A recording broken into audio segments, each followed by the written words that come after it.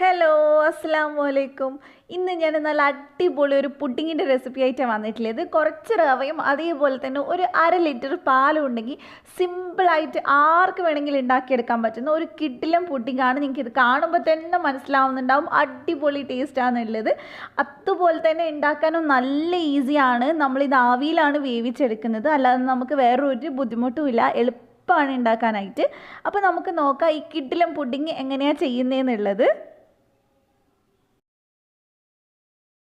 അപ്പോൾ ആദ്യം തന്നെ ഞാനിവിടെ ഒരു പാൻ വെച്ചിട്ടുണ്ട്. അതിനകത്തോട്ട് നമുക്കൊരു 1/4 കപ്പ് പഞ്ചസാര ചേർത്ത് കൊടുക്കാം.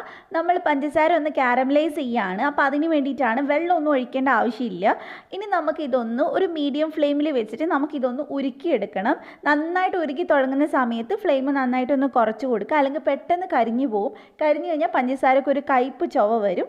അപ്പോൾ ഇത് നന്നായിട്ട് ഉരുക്കി തുടങ്ങിയിട്ടുണ്ട്. ഫ്ലെയിം നന്നായിട്ട് കുറച്ചിട്ടുണ്ട്. ഇനി ജസ്റ്റ് 1 മിനിറ്റ് മതി നമുക്കിത് റെഡി ആവാനായിട്ട്. ഇതിപ്പോൾ റെഡി ആയിട്ടുണ്ട്. ഇതിൽ കൂടുതൽ കളർ ചേഞ്ച് ആവണ്ട. ഇനി പെട്ടെന്ന് തന്നെ തീ ഓഫ് ചെയ്തിട്ട് നമുക്ക് ഏത് പാത്രത്തിലാണോ പുഡിങ് സെറ്റ് ചെയ്യുന്നത് ആ പാത്രത്തിൽ ഇത് ഒഴിച്ചു കൊടുക്കുക. എന്നിട്ട് പെട്ടെന്ന് തന്നെ നന്നായിട്ട് എല്ലായിടെയും ഒന്ന് സ്പ്രെഡ് ആക്കി കൊടുക്കുക. ഇതുപോലെ ഒന്ന് പെട്ടെന്ന് ചെയ്യണം, കാരണം പെട്ടെന്ന് അത് കട്ട പിടിക്കും. അപ്പോൾ നിങ്ങൾ ഏതെങ്കിലും ഒരു ടിഫിൻ ബോക്സിലോ എന്ത് പാത്രത്തിലായാലും കുഴപ്പമില്ല, അതിനകത്തോട്ടൊന്ന് വെച്ച് കൊടുത്താൽ മതി. എന്നിട്ട് നമുക്കതങ്ങ് മാറ്റി വെക്കാം. പിന്നെ നമ്മളിവിടെ ഒരു ചെറിയ ബൗളിനകത്തോട്ട് 2 ടേബിൾ സ്പൂൺ കസ്റ്റാർഡ് പൗഡർ ചേർക്കുന്നുണ്ട്. കസ്റ്റാർഡ് പൗഡർ ചേർക്കുന്നതുകൊണ്ട് തന്നെ ആ നല്ലൊരു ഫ്ലേവർ ഉണ്ടാവും അതിൻ്റെ. എന്നിട്ട് നമുക്ക് ഇതിനകത്തോട്ട് ഒരു 1/4 കപ്പ് വെള്ളം ഒഴിച്ചു കൊടുക്കാം. ഇനി നമുക്കിത് കട്ടയൊന്നും ഇല്ലാതെ നന്നായിട്ടൊന്ന് കലക്കിയെടുക്കണം. നല്ലപോലെ ഒന്ന് കലക്കിയെടുക്കാൻ നോക്കുക. കസ്റ്റാർഡ് പൗഡർ ചേർക്കുന്നതുകൊണ്ട് ടേസ്റ്റും ഉണ്ടാവും, അതുപോലെ തന്നെ നല്ല കട്ടിയായിട്ട് കിട്ടും. നമുക്ക് ജലാറ്റിനൊന്നും ചേർക്കാണ്ട് തന്നെ അടിപൊളി പുഡിങ് ഉണ്ടാക്കാൻ പറ്റും. അപ്പോൾ ഇനി നമുക്കത് അവിടെ മാറ്റി വെക്കാം. പിന്നെ ഞാനിവിടെ ഒരു പാനിനകത്തോട്ട് 1/2 ലിറ്റർ പാലാണ് എടുത്തിട്ടുള്ളത്. അതിനകത്തോട്ട് ഞാൻ 1/2 കപ്പിൻ്റെ അടുത്ത് പഞ്ചസാര ചേർത്തിട്ടുണ്ട്. നല്ല മധുരം വേണമെന്നുള്ളവരാണെങ്കിൽ 1/2 കപ്പ് മുഴുവനായിട്ട് ചേർത്തോളൂ. എന്നിട്ട് നമുക്കിതൊന്ന് തിളപ്പിച്ചെടുക്കണം. നമ്മൾ പാലെടുക്കുന്ന സമയത്ത് സാധാരണ ഫുൾ ഫാറ്റ് മിൽക്ക് തന്നെ എടുക്കാൻ നോക്കുക. അപ്പോൾ ഇതൊന്ന് തിളച്ച് തുടങ്ങുമ്പോൾ നമുക്ക് ഇതിനകത്തോട്ട് ഒരു 1/4 കപ്പ് റവ ചേർത്ത് കൊടുക്കുക. വറുത്തതോ വറുക്കാത്തതോ ഏതായാലും കുഴപ്പമില്ല. റവ നന്നായിട്ട് മിക്സ് ചെയ്തെടുക്കുക, കട്ട പിടിക്കുക, അത് പെട്ടെന്ന് തന്നെ മിക്സ് ചെയ്തെടുക്കുക.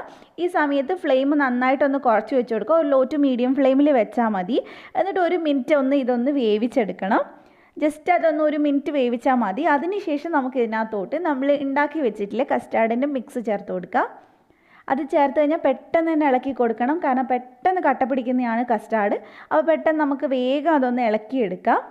ഇനി തീ നല്ലോണം കുറച്ച് വെക്കുക, കാരണം പെട്ടെന്ന് തന്നെ ഒരു 10-30 സെക്കൻഡ് കൊണ്ട് തന്നെ ഇത് കട്ടിയായിട്ട് തുടങ്ങും. നമുക്കത് പിന്നെ മിക്സ് ചെയ്യാനുള്ള സമയം കിട്ടില്ല. അപ്പോൾ നന്നായിട്ട് നമുക്കിത് മിക്സ് ചെയ്തെടുക്കാം. ഇത് നമുക്ക് കുറച്ചും കൂടി ഒന്ന് കട്ടിയായിട്ടാണ് വേണ്ടത്. അപ്പോൾ ഈ ഒരു പരുവാണ് നമുക്ക് വേണ്ടത്.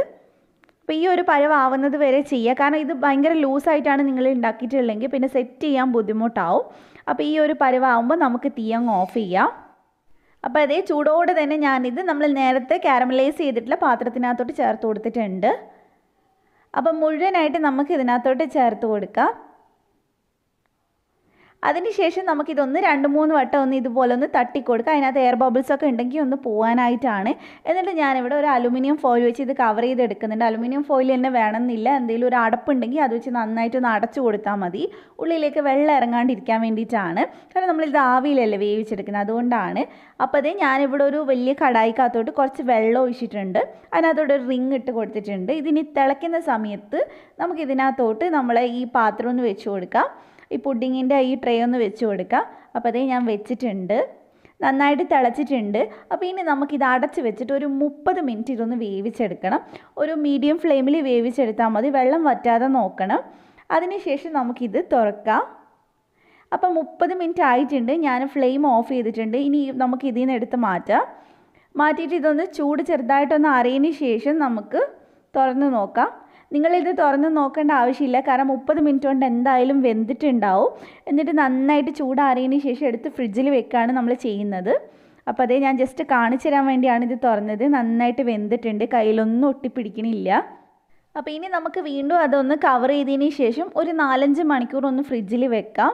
അപ്പോൾ നിങ്ങൾ അതുകൊണ്ടാണ് ഞാൻ പറഞ്ഞത് ഇത് തുറന്ന് നോക്കേണ്ട ആവശ്യമൊന്നുമില്ല, എന്തായാലും 30 മിനിറ്റ് കൊണ്ട് വെന്തിട്ടുണ്ടാവും. ഞാനിപ്പോൾ കുറേ നേരം ഫ്രിഡ്ജിൽ വെച്ച് എടുത്താണ്, കാരണം ഞാൻ രാത്രിക്ക് ഉണ്ടാക്കിയിട്ട് രാവിലെയാണ് ഞാനിത് കട്ട് ചെയ്യുന്നത്. ജസ്റ്റ് ഈ സൈഡ് ഇതുപോലെ ഒന്ന് കത്തി വെച്ചിട്ട് ഒന്ന് ഇളക്കി കൊടുക്കുക. ജസ്റ്റ് ഇതേപോലെ ചെയ്താൽ മതി, ഒരു ബുദ്ധിമുട്ടുമില്ല ചെയ്യാനായിട്ട്. അപ്പോൾ 4 സൈഡും ഇങ്ങനെ ചെയ്ത് കൊടുക്കുക. അതിനുശേഷം നമുക്കിതൊരു പാത്രത്തിനകത്തോട്ടൊന്ന് തട്ടിയിട്ട് കൊടുക്കുക. അപ്പം തന്നെ നമുക്കത് ഇളക്കിയെടുക്കാൻ പറ്റും. ഈ ഒരു പരുവത്തിലാണ് ഉണ്ടാവുക. നമ്മൾ കാരമലൈസ് ചെയ്തിട്ടുള്ള ഷുഗറൊക്കെ നന്നായിട്ട് ഉരുകിയിട്ട് നല്ല അടിപൊളിയായിട്ടുണ്ടാവും. കാണുമ്പോൾ തന്നെ നല്ല രസമാണ്. നമ്മൾ കളറൊന്നും ചേർത്തിട്ടില്ല, എന്നാലും കാണാൻ നല്ല ഭംഗിയാണ്. കുട്ടികളെ കണ്ടാൽ ഇത് വിടേയില്ല, അത്ര ഭംഗിയാണ്. അതുപോലെ തന്നെ അത്ര ടേസ്റ്റുമാണ് കഴിക്കാനായിട്ട്. അപ്പോൾ നമുക്കിതൊന്ന് കട്ട് ചെയ്തെടുക്കാം.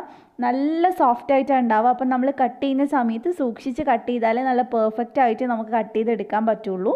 അല്ലെങ്കിൽ നമുക്ക് സ്പൂൺ വെച്ച് കട്ട് ചെയ്ത് വേണമെങ്കിൽ കഴിക്കുകയും ചെയ്യാം. അപ്പോൾ ഞാനിതൊന്ന് ഫോട്ടോ എടുക്കാൻ വേണ്ടി ഈ ഒരു പീസായിട്ട് ഞാൻ കട്ട് ചെയ്തെടുക്കുന്നുണ്ട്. അപ്പോൾ അതേ ഇത്രയേ ഉള്ളൂ. നല്ല അടിപൊളിയായിട്ടുള്ള പുഡിങ്ങാണ്. നമുക്ക് എന്തെങ്കിലും ഒരു പാർട്ടിയൊക്കെ ഉണ്ടെങ്കിൽ ധൈര്യമായിട്ട് ഉണ്ടാക്കാൻ പറ്റുന്ന ഒരു പുഡിങ്ങാണ്. കഴിച്ചു കഴിഞ്ഞാൽ ആർക്കും ഇഷ്ടമാവാണ്ടിരിക്കില്ല. അതുപോലെ തന്നെ നമുക്ക് ജലാറ്റിനും ചൈന ഗ്രാസും ഒന്നും ആവശ്യമില്ലാതെ വീട്ടിലുള്ള ഐറ്റംസ് മാത്രം വെച്ചിട്ടാണ് നമ്മളിത് ചെയ്തിട്ടുള്ളത്.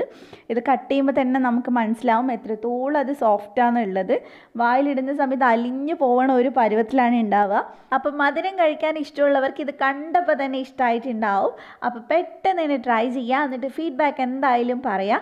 ഇനിയിപ്പോൾ ഒരുപാട് പേര് കഴിഞ്ഞ പുഡിങ്ങിലൊക്കെ പറഞ്ഞിട്ടുണ്ട് കസ്റ്റാർഡ് പൗഡർ ഇല്ല എന്നുള്ളത്. കസ്റ്റാർഡ് പൗഡർ സൂപ്പർ മാർക്കറ്റിൽ നമുക്ക് ഈസി ആയിട്ട് വാങ്ങിക്കാൻ പറ്റുന്നതാണ്. വലിയ എമൗണ്ട് ഒന്നും ഇല്ല അത് വാങ്ങിക്കാനായിട്ട്. അതേപോലെ തന്നെ ഇനി ഒട്ടും കിട്ടുന്നില്ല എന്നുണ്ടെങ്കിൽ നമുക്ക് കോൺഫ്ലോർ വെച്ചിട്ട് ചെയ്യാം.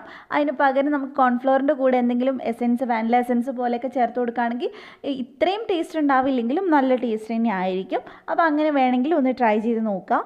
അപ്പോൾ നിങ്ങൾക്ക് റെസിപ്പി ഇഷ്ടമായിട്ടുണ്ടെങ്കിൽ ഒന്ന് ലൈക്ക് ചെയ്യുക, ഷെയർ ചെയ്യുക. സബ്സ്ക്രൈബ് ചെയ്യാതെ കാണുന്നവരുണ്ടെങ്കിൽ ഒന്ന് സബ്സ്ക്രൈബ് ചെയ്യുക. എന്നിട്ട് തൊട്ടടുത്തുള്ള ബെല്ലും കൂടെ ഒന്ന് ക്ലിക്ക് ചെയ്യുക. എന്നിട്ട് അതിൽ ഓൾ എന്നുള്ള ഓപ്ഷൻ ക്ലിക്ക് ചെയ്യുക. എന്നാൽ മാത്രമേ ഞാൻ ഇതുപോലത്തെ വീഡിയോസ് ഇടുമ്പോൾ തന്നെ നോട്ടിഫിക്കേഷൻ വരുള്ളൂ. അപ്പം മറ്റൊരു കിടുക്കൻ വീഡിയോ ആയിട്ട് ഇൻഷാ അല്ലാഹ് നാളെ 3 മണിക്ക് നമുക്ക് വീണ്ടും കാണാം. Thank you for watching.